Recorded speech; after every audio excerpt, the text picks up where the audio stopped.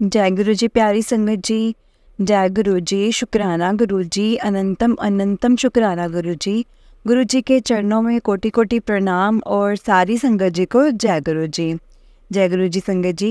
संगत जी, इस चैनल के माध्यम से आपको सत्संग सुनाए जाएंगे। गुरु जी की ब्लेसिंग्स लेने के लिए और सत्संग सुनने के लिए गुरु जी के सत्संग चैनल को सब्सक्राइब करें और बेल नोटिफिकेशन को भी ऑन कर लें, ताकि संगत जी कोई भी नया वीडियो आए और कोई भी नया सत्संग आए तो आपको उसका नोटिफिकेशन आ जाए और आप जल्दी से सत्संग को सुन सकें। और संगत जी, जिनके भी सत्संग मेरे पास आए हुए हैं, मैं जल्दी से उन सत्संग को भी शेयर करूँगी। और संगत जी, गुरु जी की ब्लेसिंग्स लेने के लिए और सत्संग सुनने के लिए इस चैनल को सब्सक्राइब करें।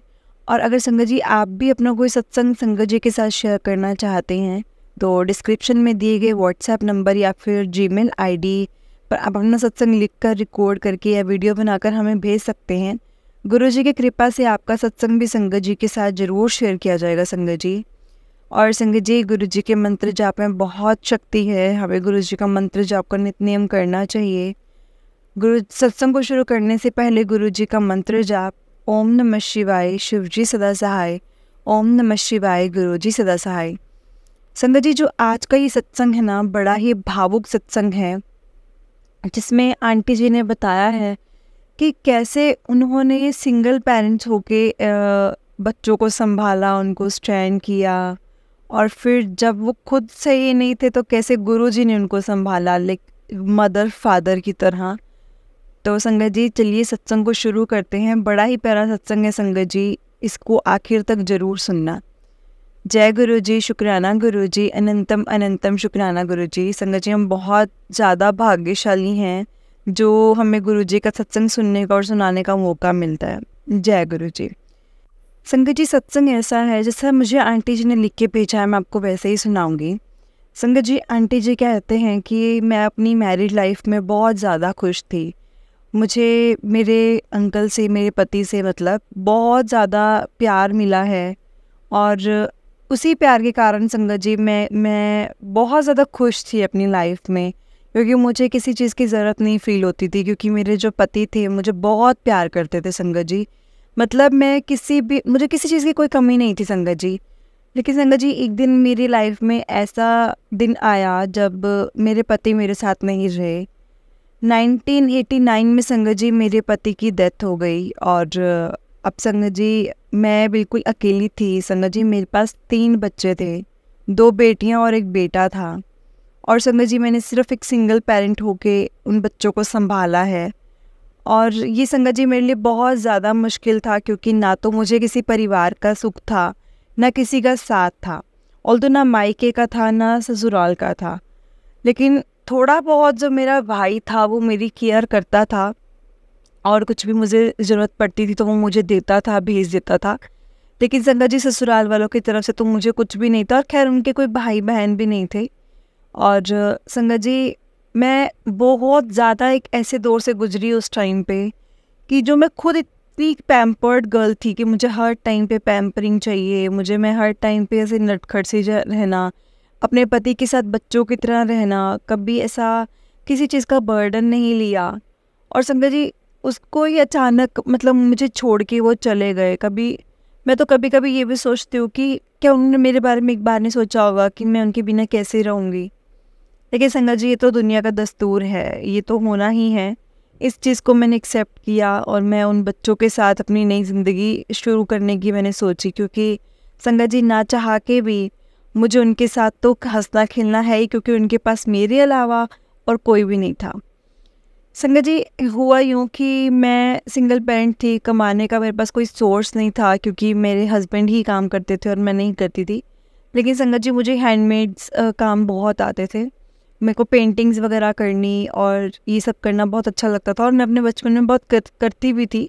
लेकिन शादी के बाद मेरे पति ने मुझसे ये करने के लिए मना कर दिया कि नहीं, तुम ये क्यों करना है, तुमने सिर्फ तुम अपना घर देखो, तुम अपने आप को देखो, बाकी सब मैं देख लूँगा। तो संगत जी, मैंने कभी भी फिर उसके बाद पेंटिंग वगैरह नहीं की। लेकिन जब ज़रूरत पड़ी कि अब मुझे पेंटिंग वगैरह करनी, तो मुझे और कुछ आता भी नहीं था। मुझे थोड़ी बहुत मेहंदी वगैरह या फिर पेंटिंग वगैरह ये सब आता था। तो संगत जी, मैंने क्या किया, स्टार्टिंग में कुछ छोटे बच्चों को मतलब अपने पास सिखाना शुरू किया। मैं पेंटिंग और मेहंदी सिखाना मैंने उनको शुरू किया। और मैं कुछ जैसे उस टाइम पे तो संगत जी 89 की बात है, तो वो तो बहुत ही पुरानी बात है, तो ऐसा इतना पैसा नहीं था उसके अंदर क्योंकि नहीं मिलता था। तो फिर भी मैं ऐसा था कि घर चला सकती थी, अपने बच्चों को पाल सकती थी, थोड़ा बहुत उनकी कुछ ज़रूरतों को पूरा कर सकती थी। संगत जी मैं सुबह से लेके रात तक, शाम तक, मतलब मैं इन्हीं के बीच में लगी रहती थी। मैं बैचेस में क्लासेस लेती थी कि एक जो क्लास होगी, एक बैच आएगा जो मेरे पास वो मेहंदी का होगा, एक बैच आएगा जो मेरे पास पेंटिंग का होगा। और संगत जी मैं कपड़ों पे भी पेंटिंग, जैसे सूट की पेंटिंग्स वगैरह उस टाइम पे बहुत चलते थे, तो मैं वो भी बहुत सिखाती थी। तो संगत जी ऐसा कर कर के मैंने अपनी शुरू की, मतलब मेरे बच्चों को संभालना करना। और संगत जी फिर मैंने ना एक बार वैसे ही पेंटिंग बनाई घर पे, क्योंकि मन कर रहा था कुछ करने का, फ्री बैठी थी, तो मैंने सोचा कुछ पेंटिंग करती हूँ ताकि जब कल बच्चे आएंगे तो मैं उनको भी इंस्पायर कर सकूँ कि मैंने ये पेंटिंग बनाई है। संगत जी मैं बहुत अच्छी थी पेंटिंग में, बहुत ही ज़्यादा अच्छी थी। ये मैं अपनी तारीफ़ नहीं करी हुई, सब मुझे बोलते थे। तो संगत जी मैंने क्या किया, एक दिन ना ऐसे बैठे बैठे मैंने पेंटिंग बना दी।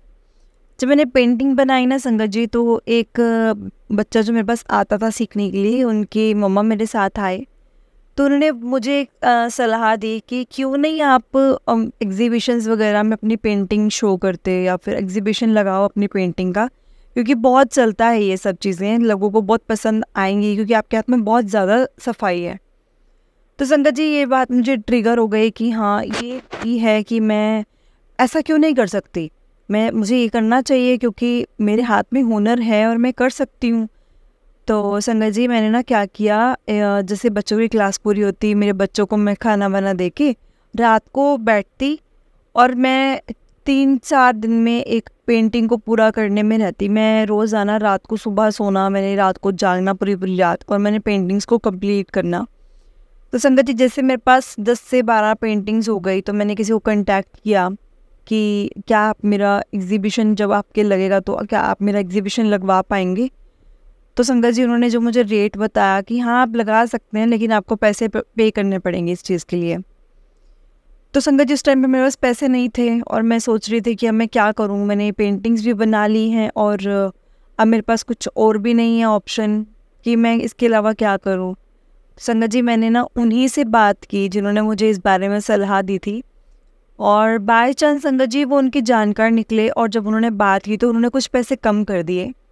लेकिन संगत जी जब उन्होंने कम भी कर दिए ना, तब भी मेरे पास उतने पैसे नहीं थे, तो उन्होंने बोला कि कोई बात नहीं, एक बार मैं दे देती हूँ, जब आपका बनेगा तो आप मुझे वापस लौटा देना, नहीं तो या फिर मैं अपने बच्चे की फ़ीस नहीं दूँगी। तो मैंने बोला कि हाँ ये चलेगा कि आप अपने बच्चे की इस मंथ की फ़ीस मत देना, आप मेरे इस एग्जीबिशन में मेरा ये पैसा एक बार लगवा दो। तो संगत जी उन्होंने पैसा इन्वेस्ट कर दिया, और संगत जी मैं वहाँ पे 12 पेंटिंग्स लेके गई। 12 पेंटिंग्स में तो संगत जी मेरी 9 पेंटिंग्स सेल आउट हो गई, और संगत जी बहुत अच्छे रेट पे सेल आउट हुई। मैं इतनी खुश हुई कि ये कैसे हो सकता है कि अचानक से जब मैंने बनाई है और ये बिक गया। और संगत जी ये जब हुआ तो मुझे इससे इंटरेस्ट आया कि चलो ठीक है, ये अच्छा काम है। तो मैंने संगत जी कम से कम 3 साल ये सब किया, इतनी मेहनत की कि मैं बच्चों को सुबह क्लासेस देती, बैचेस देखती, और रात को शाम को मैं अपने बच्चे को भी पूरा टाइम देती बच्चों को, क्योंकि उनको भी टाइम देना बहुत ज़रूरी था, उनकी भी स्टडीज़ थी, तो उनकी भी स्टडीज़ वगैरह कंप्लीट करवाती थी। तो उसके बाद रात को मैं पेंटिंग करती थी, खुद की पेंटिंग्स बनाती थी संगत जी। तो एक टाइम ऐसा आया संगत जी, जब मैं एग्जीबिशंस लगाती थी, तो संगत जी मेरे पास खुद से ही एग्जीबिशंस वालों के कॉल्स आने शुरू हो गए कि आज हमारे यहाँ लगेगा तो आप लगा सकते हैं, और संगत जी विदाउट एनी पेमेंट, मतलब ये तो मेरे लिए बहुत ज़्यादा शौक था कि समटाइम मुझे पैसे देने पड़ते थे, समटाइम वो बोलते थे नहीं हम फर्स्ट टाइम कर रहे हैं तो आप आओ और एक बार दोगे, देखोगे तो शायद यहाँ पे रनिंग अच्छी होगी। तो ये सब करके संगत जी मैंने ना एग्जीबिशंस ही करना शुरू कर दिया। और संगत जी आप यकीन नहीं करेंगे, ये मुझे नहीं पता कि उस टाइम पे क्या था, क्योंकि उस टाइम तक तो संगत जी मैं गुरुजी को भी नहीं जानती थी। लेकिन क्या हुआ ना, मैं इतनी दूर दूर तक जाने लग गई संगत जी, मैं मतलब ऐसा था कि मैं इंडिया क्या वर्ल्ड वाइड भी जाने लग गई कि मेरी पेंटिंग्स वहाँ भी सेल आउट होनी शुरू हो गई। संगत जी एग्जीबिशंस लगती थी, मैं जाती थी, लेकिन पीछे से बस यही टेंशन होती थी कि मेरे बच्चे अकेले हैं, मैं उनके लिए, वो 3 बच्चे छोटे छोटे, क्या करूँ मैं उनके लिए। बट संगत जी मन में ये सोचते थे ये भी उन्हीं के लिए ही हो रहा है, ये मेरे लिए नहीं है। ये जो मैं दिन रात सो के ना सो के मैं इतना काम कर रही हूँ, उन्हीं के लिए कर रही हूँ। संगत जी फिर ना कभी कभी ऐसा होता था कि मैं जाना पड़ता था तो मैं अपने भाई के पास उनको छोड़ के चली जाती थी कि चलो एक बार आप थोड़े टाइम के लिए इनको संभाल लो, मैं आऊँगी तो इनको ले जाऊँगी वापस। तो उस टाइम पे संगत जी मैं अपने भाई का भी शुक्राना करती हूँ कि उन्होंने मेरे बच्चों को संभाला और मैं आज इस लेवल पे स्टैंड हूँ कि मेरे बच्चे बहुत मुझे प्यार भी करते हैं, मेरी रिस्पेक्ट भी करते हैं। और संगत जी मेरे पास अब अच्छी खासी फाइनेंशियल कंडीशन मेरी बहुत ठीक है, बहुत अच्छी है। और संगत जी गुरुजी का ये भी शुक्राना कि मैं 2013 तक मैंने अपने तीनों बच्चों की शादी करवा दी थी। मैं उस अपने फ़र्ज़ को भी पूरा कर चुकी थी, जो मेरा ये फ़र्ज़ था कि मैं अपने बच्चों की शादी करवा दूँ। तो संगत जी जब मैंने उनकी शादी वगैरह करवा दी और सब अपने अपनी लाइफ में बिज़ी, क्योंकि हर किसी की लाइफ शुरू हुई है नए पड़ाव से, तो संगत जी हर कोई अपनी अपनी लाइफ में बिज़ी हो जाता है। लेकिन संगत जी मेरा अभी तक काम कंटिन्यू था, लेकिन कंटिन्यू ऐसा था कि मैं नहीं अब कर सकती थी, तो मैंने आगे किसी को रखा था। तो हम लोगों ने एक बिज़नेस रन किया और बहुत अच्छा बिज़नेस चला हमारा ये पेंटिंग्स का।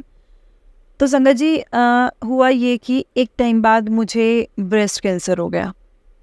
जब मेरे को ब्रेस्ट कैंसर हुआ संगत जी, तो मैं तो बहुत परेशान, मैं हॉस्पिटल्स के चक्कर लगाती रहती थी।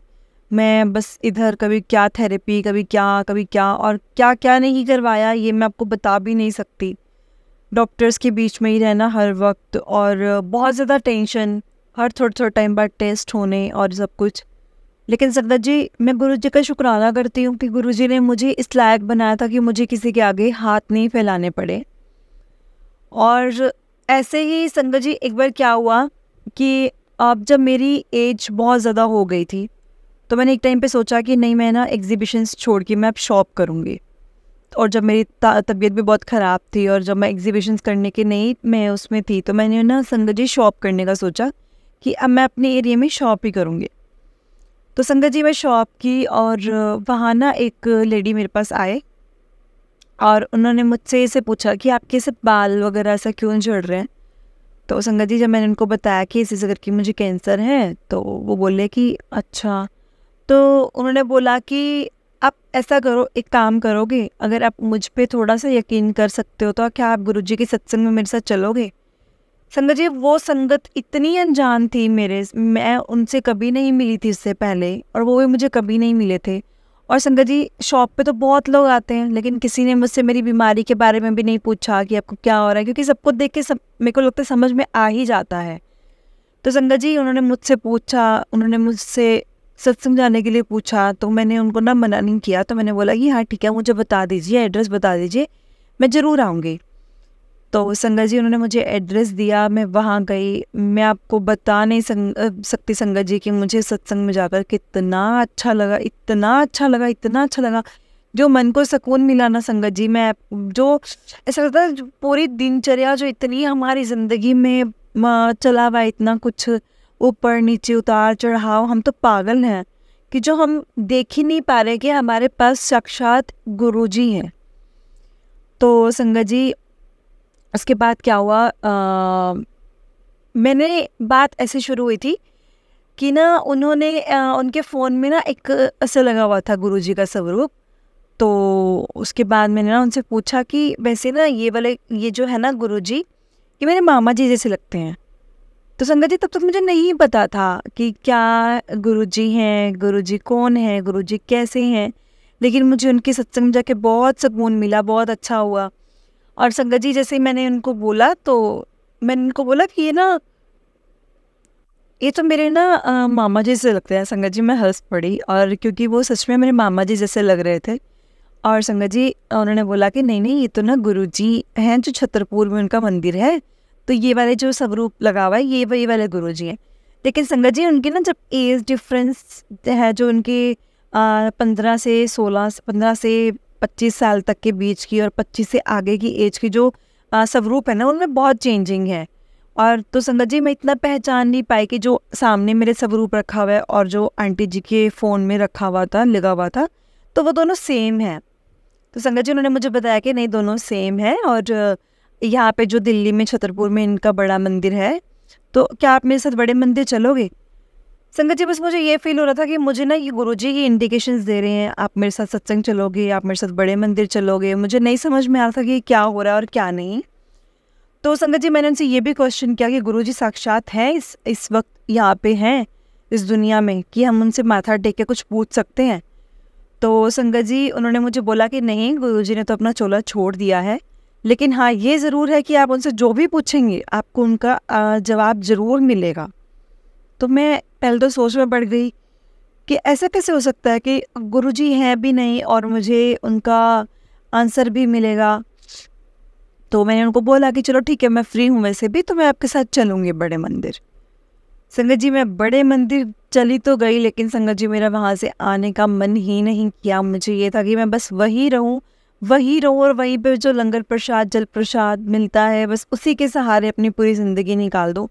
क्योंकि संगत जी ना मुझे उस टाइम अपनी बीमारी याद आ रही थी, ना मुझे कुछ अपना कुछ भी, बस मुझे ये मन में ये था कि मुझे बहुत शांति मिल रही है। तो क्योंकि मेरे बच्चे जो कि अपनी अपनी लाइफ अपनी अपनी गृहस्थी संभालने में बिजी थे, और संगत जी सिर्फ मैं ही थी अकेली। तो अकेले भी नहीं, मैं अपने बच्चों के साथ रहती थी, मुझे बहुत प्यार भी करते हैं बच्चे। लेकिन संगत जी एक टाइम आ जाता है ऐसा जब आपको भी लगता है कि नहीं, अब हमें इनको अपना स्पेस देना चाहिए। मैं यही सोच रही थी कि क्या गुरुजी मैं मंदिर में ही आपके पास रह सकती हूँ, कि मैं घर ना जाऊँ वापस? और पर संगत जी जो दुनिया का दस्तूर है, हम अपने घरों के बिना नहीं रह सकते और हमें जाना ही पड़ना था। तो मैं गई संगत जी, अपने घर पे गई, और मुझे संगत जी जाते ही एक मैसेज मिला कि पुत्र तेनों मैं आजदा नहीं, तेनों मैं बहुत पहला ना जानदा।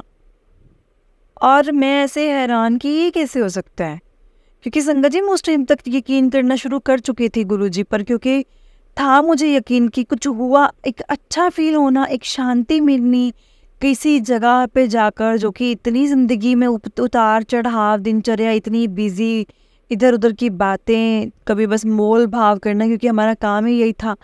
तो उसके अलावा भी मैंने एक ज़िंदगी देखी जो मेरे को सिर्फ गुरुजी के मंदिर में ही जाके मिली। इतनी शांति मिली संगत जी, मैं आपको बता नहीं सकती।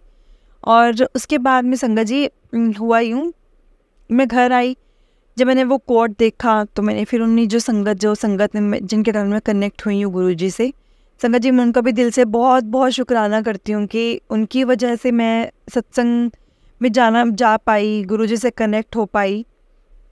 तो मैंने उनसे पूछा कि ऐसे ऐसे करके मुझे मैसेज आया है, तो ये क्या है? तो कहते कि ऐसे कोट आया है और आपको, तो मतलब गुरुजी ने आपको पहले से ही ब्लेस किया है किसी चीज़ को लेकर के, तो शायद आपको कुछ पता होगा या इंडिकेशन, जैसे आज मैं आपको मंदिर लेके गई हूँ, सत्संग ले गई हूँ, तो शायद आपको पहले भी कोई ऐसा मिला हो जो मतलब आपको कुछ बता कर गए हों, या फिर उसके कारण आपकी लाइफ में बहुत चेंजेस आए हों। तो संगत जी मुझे एकदम से याद आया कि हाँ, वो एक लेडी थी ना जिन्होंने मुझे बोला था कि आप लोग एग्जीबिशंस क्यों नहीं करते, तो वो मेरी लाइफ का अलग फेज स्टार्ट हुआ था संगत जी वहाँ से। तो संगत जी मैंने उस संगत का भी पता लगाना शुरू किया कि वो कौन थे, और थे भी नहीं थे, क्योंकि एक मन में भ्रम भी आने लग जाता है ना कि क्या पता है क्या चमत्कार हुआ। तो मैंने ना उनसे बात करने की कोशिश की। संगत जी आप यकीन नहीं करेंगे, मुझे नहीं पता था कि वो गुरुजी की संगत है, और वो गुरुजी की संगत थे। और मैं इतनी हैरान कि ये कैसे हो सकता है। और वो मुझे तब पता चला कि गुरुजी ने तो मुझे पहले से ही ब्लेस किया है, गुरुजी तो बस मुझे अब मिल रहे हैं, और ये तो मुझे गुरुजी ने पहले ही ब्लेस कर दिया। संगत जी मैं सारा टाइम उनके बारे में सोचती रही, सारा टाइम दिमाग में बस यही सब घूमता रहा। और ना संगत जी मैंने फिर सत्संग सुनने शुरू किए गुरुजी के। तो संगत जी 5-6 दिन बाद मुझे ना गुरुजी का ड्रीम आया। ड्रीम में संगत जी मुझे यही लगा कि बस गुरुजी बस मेरे पास आके बैठे हैं, और बस मेरे को देख रहे हैं, मैं उनको देख रही हूँ, वो मुझे देख रहे हैं, और बस मुस्कुरा रहे हैं, बहुत अच्छे से मुस्कुरा रहे हैं। और संगत जी मैं एकदम से अपनी नींद से उठ गई कि एकदम से मैं डर गई, क्या हो गया। तो मैंने फिर से सुबह, जब मैं सुबह होने का वेट कर रही थी, हालांकि मुझसे सुबह होने का वेट हो नहीं रहा था, लेकिन मैंने सुबह होने का वेट किया। मैंने संगत को कॉल किया कि संगत जी मुझे ऐसे करके ड्रीम आया, तो संगत जी सबसे पहले तो उन्होंने मुझे ये चीज़ समझाई कि गुरुजी का ड्रीम आना मीन्स या तो आपकी लाइफ में कोई प्रॉब्लम चल रही है जिनको बिल्कुल ख़त्म करने के लिए गुरुजी आए हैं, या उनको आपको शक्ति, आपको पावर देने के लिए आए हैं कि आप मुझसे लड़ सकते हैं। तो संगत जी ये सब सुन के मुझे बहुत हौसला मिला। मुझे ऐसा लगा गुरुजी मेरा पल पल साथ दे रहे हैं, हर पल साथ दे रहे हैं, और वो देते ही आ रहे हैं, और मुझे खुद से ही नहीं पता चला कि ऐसा कैसे हो गया। तो संगत जी हुआ यूँ कि मैं ना उसके बाद फिर से बड़े मंदिर जाने का मैंने उनसे प्लान बनाया कि हम लोग फिर से बड़े मंदिर चलें। तो वो संगत जी 7वां दिन था, जब मुझे 6वां दिन आया तो सपना आया, तो वो 7वां दिन था कि मैं मंडे को फिर से मंदिर गई।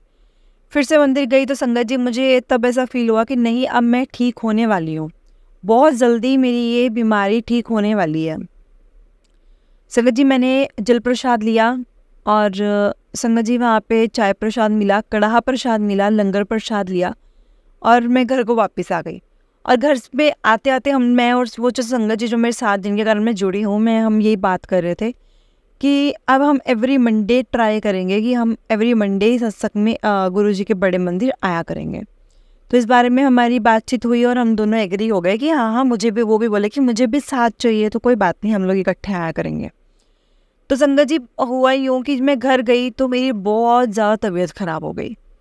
बहुत ज़्यादा तबीयत ख़राब हुई तो मेरे बच्चों ने बोला कि मम्मा आपने ऐसा क्या खाया पिया जो इतनी आपकी तबीयत ख़राब हो गई। लेकिन क्योंकि बहुत टाइम से ऐसा कुछ हुआ नहीं था, तो एकदम से संगत जी मेरे बच्चों को ना मुझे हॉस्पिटल लेके जाना पड़ा।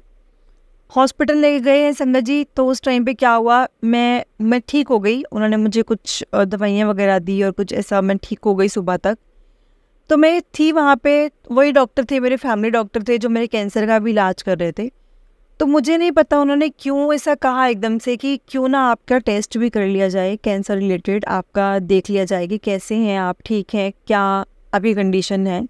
और क्योंकि उसके 2 दिन बाद मेरा वैसे भी टेस्ट होना था, तो उन्होंने बोला कि कोई बात नहीं, आज ही हम कर लेते हैं और 2 दिन बाद रिपोर्ट्स आ जाएंगी। तो संगत जी उन्होंने ना टेस्ट कर लिया।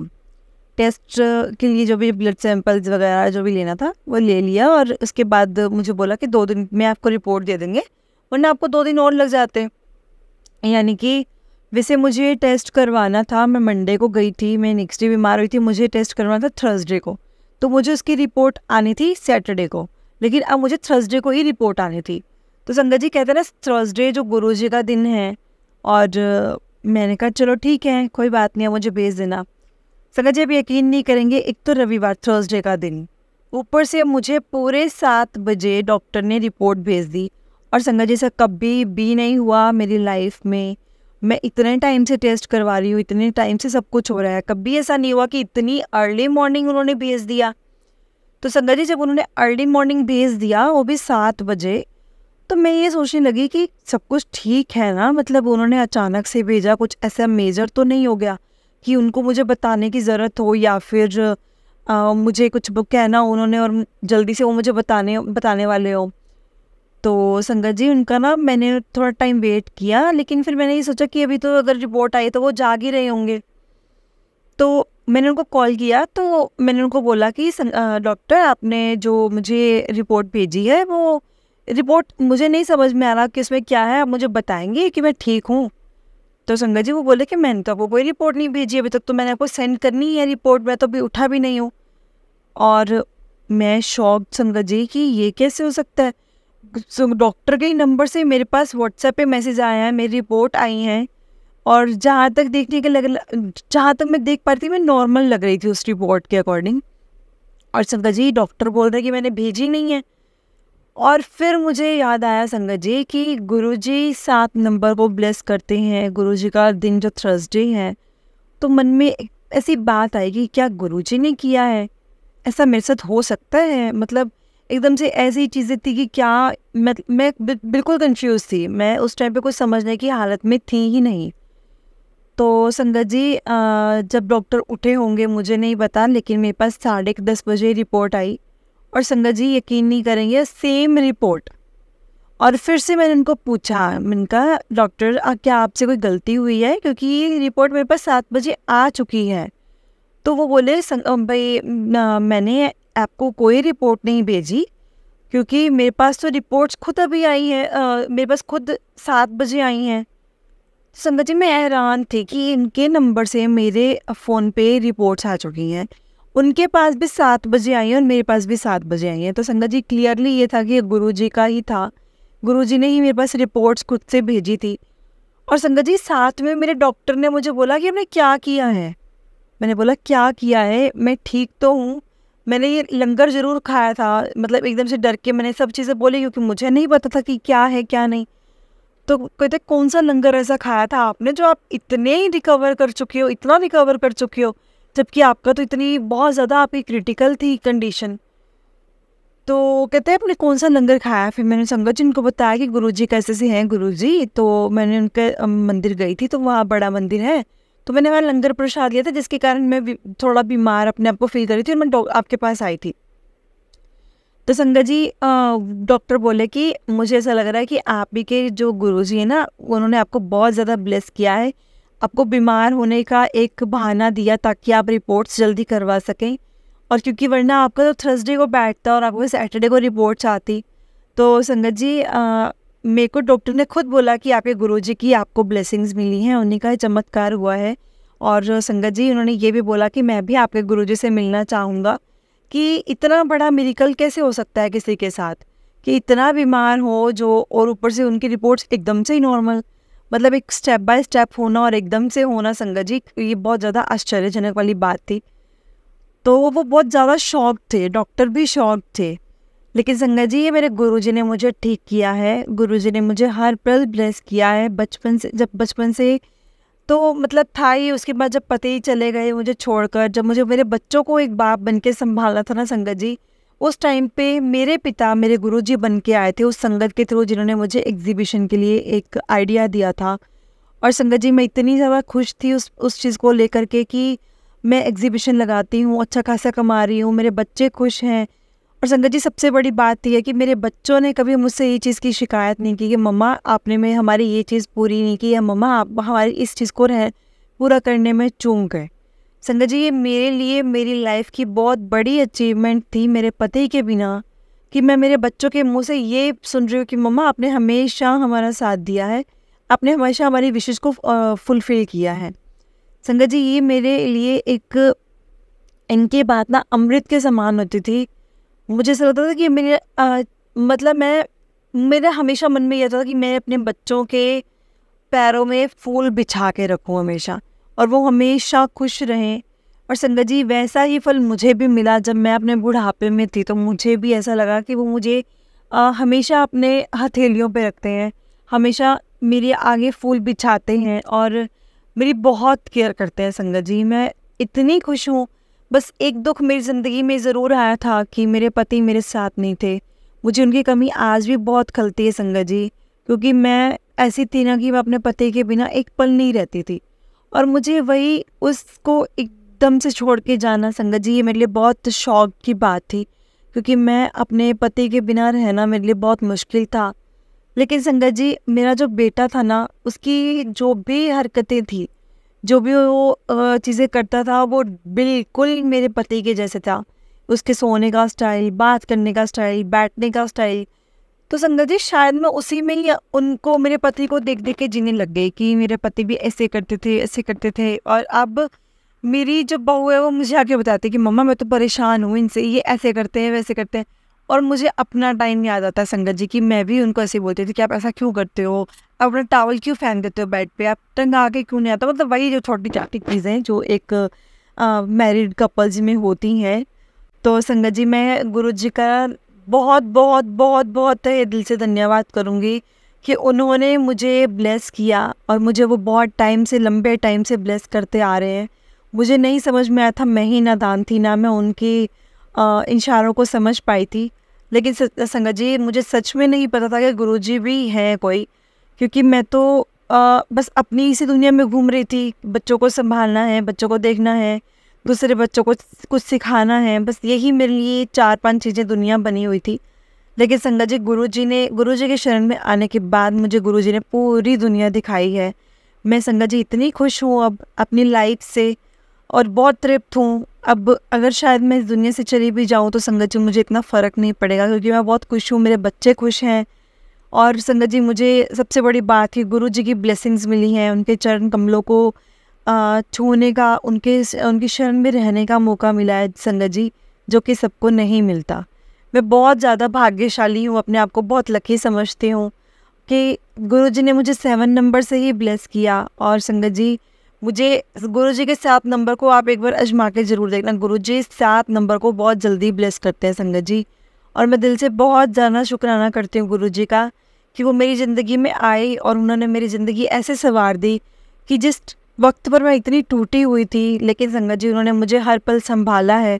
मैं गुरु जी का तहे दिल से शुक्रिया अदा करती हूँ और उन संगत का भी शुक्रिया अदा करती हूँ जिनके कारण मैं यहाँ जुड़ी, गुरु जी से मिल पाई, गुरु जी से बात कर पाई, गुरु जी से कनेक्ट हो पाई। संगत जी, ये मेरे लिए बहुत बड़ी बात है। मैं उन संगत का भी तहे दिल से शुक्रिया अदा करती हूँ। जय गुरु जी, शुक्राना गुरु जी, अनंतम अनंतम शुक्राना गुरु जी। संगत जी, अगर मेरे से कोई गलती हो गई हो सत्संग बोलने में तो मुझे माफ़ करिएगा। गुरु जी महाराज, आप भी मुझे माफ़ी दीजिएगा अगर मुझसे कोई गलती हुई हो तो। जय गुरु जी, शुक्राना गुरु जी। जय गुरु जी। प्यारी संगत जी, संगत जी, ये था आंटी जी का सत्संग, जो कि बड़ा ही प्यारा सत्संग था। जैसे उन्होंने लिखकर भेजा मैं आपको वैसा ही सुनाया। संगत जी, अगर आपने भी अपना कोई सत्संग संगत जी के साथ शेयर करना है तो डिस्क्रिप्शन में दिए गए व्हाट्सएप नंबर या फिर जीमेल आईडी से आप अपना सत्संग लिखकर, रिकॉर्ड करके या वीडियो बनाकर हमें भेज सकते हैं। गुरु जी की कृपा से आपका सत्संग भी संगत जी के साथ जरूर शेयर किया जाएगा संगत जी।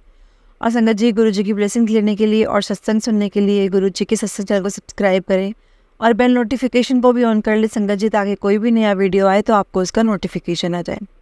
संगत जी, गुरु जी के मंत्र जाप में बहुत शक्ति है, हमें मंत्र जाप का नित्य नियम करना चाहिए। जय गुरु जी, शुक्राना गुरु जी। ओम नमः शिवाय, शिव जी सदा सहाय। ओम नमः शिवाय, गुरु जी सदा सहाय। जय गुरु जी, शुक्राना गुरु जी, लख लख बार शुक्राना गुरु जी, हर पल का शुक्राना गुरु जी। जय गुरु जी, शुक्राना गुरु जी। जय गुरु जी। प्यारी संगत जी, जय गुरु जी।